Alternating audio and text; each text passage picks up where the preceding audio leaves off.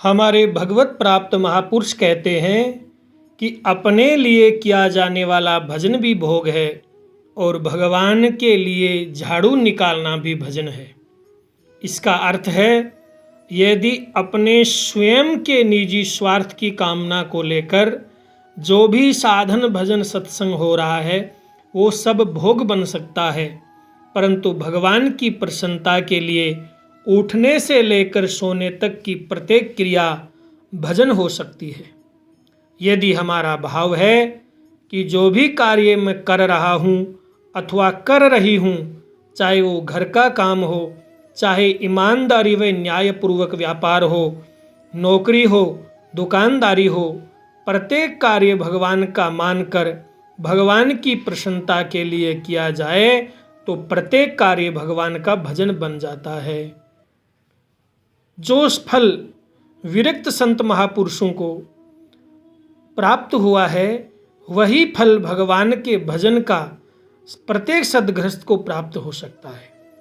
भगवान के भजन में वेश बदलने की, काम धंधा छोड़ने की, परिवार को छोड़ने की, खेती बाड़ी का त्याग करने की आवश्यकता नहीं है। भगवान के भजन के लिए तो केवल भाव को बदलने की जरूरत है, क्योंकि भगवान भाव को ग्रहण करते हैं। हमारे ग्रंथों में कहा गया है, भगवान भावग्राही जनार्दन, भगवान भाव के ग्राही हैं। क्रिया या देश वेश बदलने की जरूरत नहीं है, केवल भाव बदलना है। जहाँ जिस शरीर संसार को, घर परिवार को, काम धंधे को, नौकरी व्यापार को अपना और अपने लिए समझकर करते हो, उसी घर परिवार काम धंधे को भगवान का मानकर भगवान की प्रसन्नता के लिए कर रहा हूँ, इस भाव से किया जाए तो प्रत्येक सद्गृहस्थ निहाल हो जाए। साधन कितना सरल है और लाभ बहुत बड़ा है। काम धंधे में कमी नहीं आई, कुछ छोड़ना नहीं पड़ा, कुछ घाटा नहीं पड़ा और भगवान भी प्रसन्न हो गए। ये कितनी बड़ी बात है।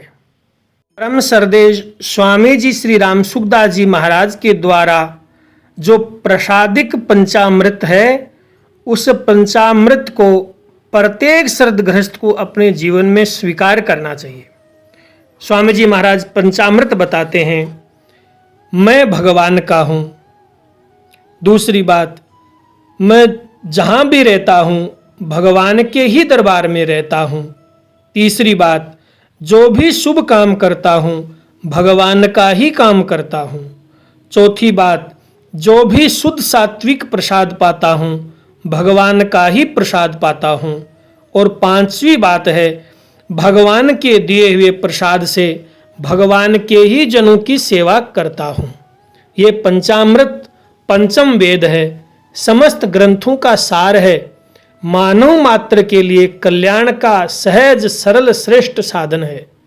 इसलिए प्रत्येक सद्गृहस्थ सज्जन को जो भी कार्य, चाहे वो परिवार का पालन हो, चाहे खेती का कार्य हो, नौकरी हो, व्यापार हो, सब कार्य निष्ठापूर्वक सच्चाई और ईमानदारी से निरालस्य होकर भगवान का कार्य समझकर भगवान की प्रसन्नता के लिए प्रत्येक कार्य भगवान की सेवा समझकर करना चाहिए। क्योंकि जो भी कार्य मिला है वो भगवान की कृपा से मिला है। कार्य की समझ मिली है, शक्ति मिली है, करने की योग्यता मिली है, वो सब योग्यताएं विशेषताएं भगवान की कृपा से मिली हुई है, भगवान के द्वारा दी हुई है। उन्हें पूर्ण करना भगवान की ही सेवा है।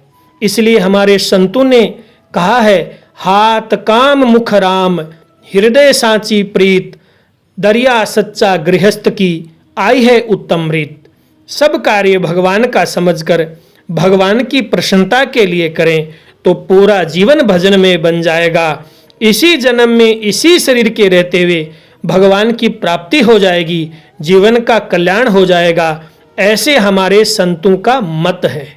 भगवान का काम भगवान का मानकर अपने हाथ से, शरीर से, समझ से, योग्यता से, पूर्ण ईमानदारी और सच्चाई के साथ न्यायपूर्वक अपने सामाजिक पारिवारिक दायित्वों को निर्वाह करते हुए भगवान का काम भगवान का मानकर करें और अपनी वाणी से निरंतर भगवान के नाम का जप करते हुए अपने इस मानव जीवन के लक्ष्य को प्राप्त करके मनुष्य कृत करते प्राप्त प्राप्तव्य और ज्ञात ज्ञातव्य हो जाए, ऐसी सहज सरल युक्ति हमारे महापुरुषों ने हमको प्रदान की है।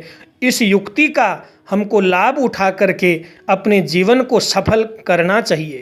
इसी क्रम में प्रत्येक सज्जनों से, साधकों से, माता बहनों से, भाई बहनों से, हमारे युवान भाई बहनों से मेरी विनम्र प्रार्थना है कि मानव जीवन का सर्वोत्कृष्ट फल सत्संग का लाभ सबको हो, सबके जीवन में संतों की वाणियों का लाभ हो, मानव मात्र के जीवन में भजन की वृद्धि हो, मानव का परम लक्ष्य भगवत प्राप्ति के मार्ग पर आगे बढ़ें, प्रत्येक मनुष्य के जीवन में व्यवहारिक सामाजिक उन्नति हो, आध्यात्मिक उन्नति हो, ऐसी पवित्र भावना के साथ में प्रत्येक व्यक्ति के जीवन में ये सत्संग की वाणी पहुँचे, प्रत्येक व्यक्ति तक पहुँचे।